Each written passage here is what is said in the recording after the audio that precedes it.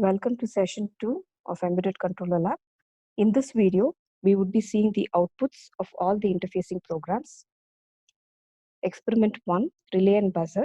In this experiment, we would be interfacing a switch to LPC1768 through the port line P2.11, and the status of the switch is seen through relay and buzzer connected to P0.25 and P0.24 respectively. The output of the experiment is as follows. So this is your relay and the buzzer slot. So this is the switch which is connected to P2.11. So when I press this switch, the buzzer and the LED would get turned on. So when I press this switch, the buzzer and LED are on. When I release it, both are off. Experiment 2, 7-segment display. There are two multiplexed 7-segment display units which are of common cathode type.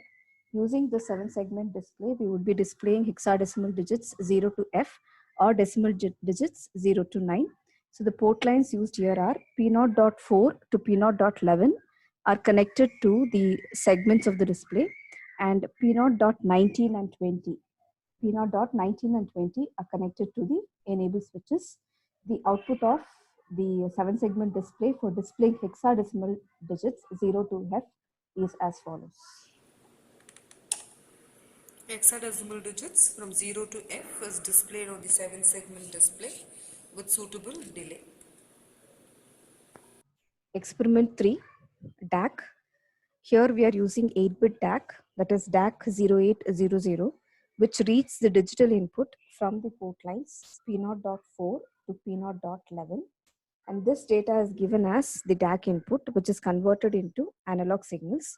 The amplitude of the output waveform can be varied by varying the pot, that is by varying the reference voltage of the DAC 0800. Discussing about ARM Cortex-M3 experiment with respect to interfacing of DAC and generation of triangular and square waveforms, or how they are obtained. So when this is what we use in version 4. So when you read the code, so operating the code, check for errors. Okay, before that we need to go for the target building, source as well as startup file should be available, followed by system file. And this file, what you are generating the code, should also be added to the source code. Later, we need to build, rebuild, check for any errors with respect to warnings. Warnings can be ignored. So after this, now the code is error free. Then we go for debugging. In debugging, we will analyze that. We'll use logic analyzer to get the waveform. So here we have a setup, the logic analyzer. For the signals, FIO 0 pin of your logic analyzer, and the range 0FF should be given, and shift right 4.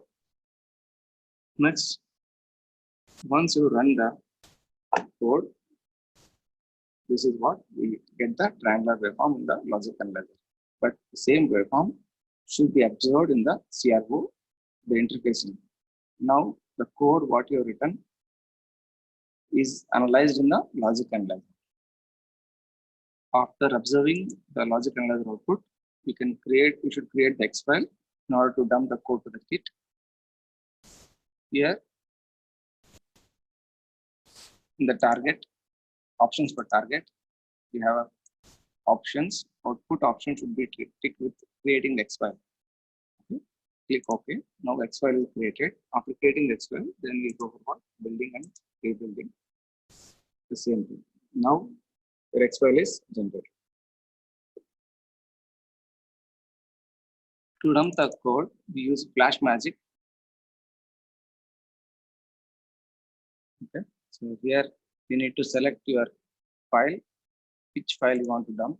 So I'm using EC, nothing but your triangular waveform what we generated. This code to be dumped to the kit, and the COM port 3 can be selected. This COM port 3 selection should be done from the computer with respect to manage option. Here we have device manager. Here you can see the ports COM 3. That's why we have taken COM 3 is to prove the COM 4. The baud rate 19 to 100. Then we need to dump the code to the kit.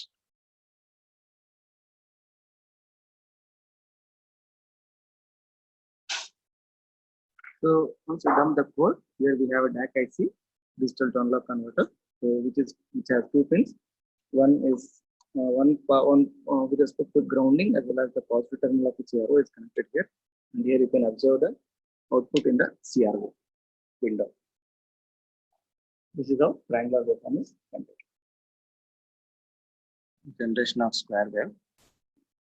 So here also we should generate the source code and the startup file followed by the system file, and creating the file you have written the code here.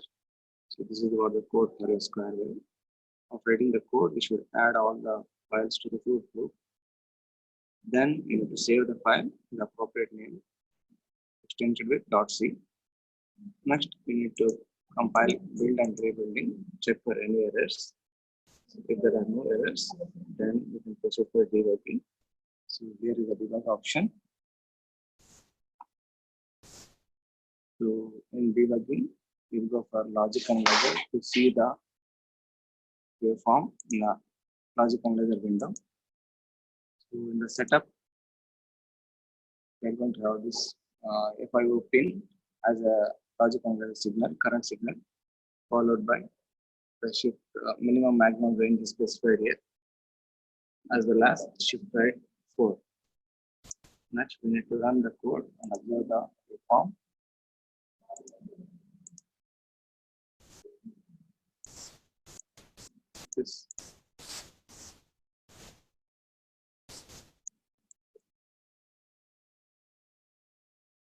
This is how we get the output waveform, the square wave in your logic analyzer window. Then we need to dump the code to the kit. For that, we need to generate the X file. So to generate the X file, the target file, right click on the target file, options. Here we have output option, create X file should be selected. Click OK. Then we need to, after creating X file, we need to again compile, build as well as rebuild. Now your X file is ready to dump the code. So to dump the code, we use other software like FlashMagic. This is what the FlashMagic. The COM 4 selection is done as discussed in the previous program. And here we need to select the X file and dump the code to the kit.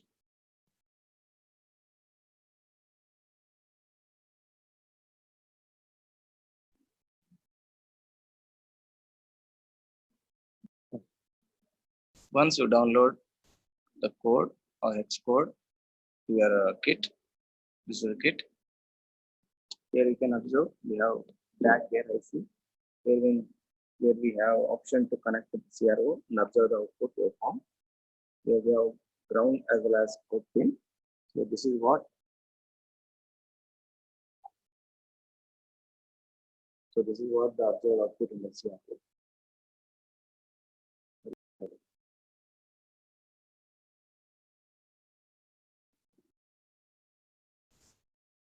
Experiment 4, stepper motor.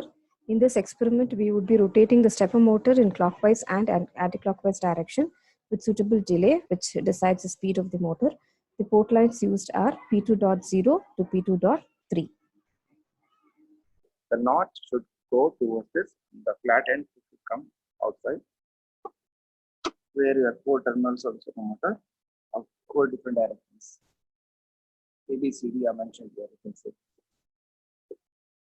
Next, download the code by start option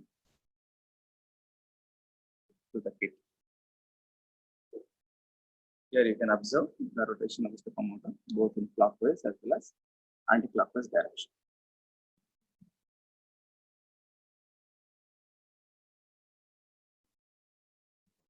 Experiment 5 is on DC motor. In this experiment, we would be controlling the direction of the DC motor. You can observe the clockwise and anti-clockwise rotation of the DC motor with respect to the on-off conditions of the relay connected to the port line P0.26. Here you can observe the rotation of the DC motor. The speed changes you can observe. So this is what the speed we see here for this particular relay. Then once we change the speed, we shall observe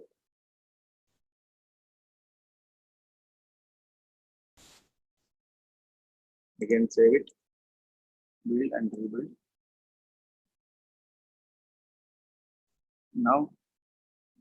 Now the delay is changed here. We can see the speed of DC motor that is altered here. This is what the two different speed, controlling the speed of the DC motor is done.